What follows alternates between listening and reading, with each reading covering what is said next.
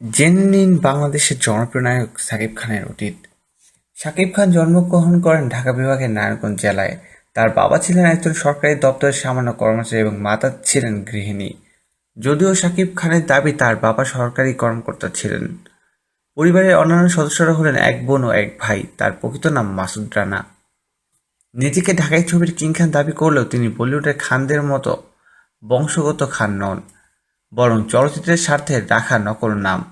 একবার এক অনুষ্ঠানে উপস্থাপক আর.জে নীরব শাকিব খানকে তার পিতার নামের সাথে খান আছে কিনা জিজ্ঞেস করলে তিনি ক্ষেপে যান। আবুল খায়ের বুলবুলের পরিচালনায় শাকিবের প্রথম ছবি সবাই তো সুখী হতে চায় মুক্তি পায়। শাকিব খান অভিনীত প্রথম ছবি সোহানুর রহমান সোহান পরিচালিত অনন্ত ভালোবাসা মুক্তি পায় 1999 সালের 28শে মে।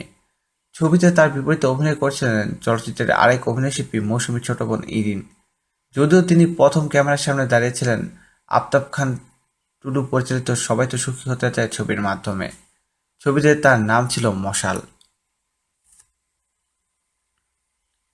ছবি হিসেবে অনন্ত ভালোবাসা খুব একটা সফল না হলেও নায়ক হিসেবে শাকিব খান সবার দৃষ্টি আকর্ষণ করেন এবং ধীরে ধীরে নিজেকে প্রতিদ্বন্দ্বী সকল নায়কের ধরাছোঁয়ার বাইরে নিয়ে যান। আজ শাকিব খান চলচ্চিত্রের ওয়ান অ্যান্ড অনলি নায়ক। পুরো ইন্ডাস্ট্রি একাই টেনে নিয়ে যাচ্ছেন আপন কারিশমায়। এক যুগেরও বেশি সময় ধরে শাকিব বাংলা চলচ্চিত্রে অভিনয় করে যাচ্ছেন। প্রিয় দর্শক, ধন্যবাদ ভিডিওটি দেখার জন্য।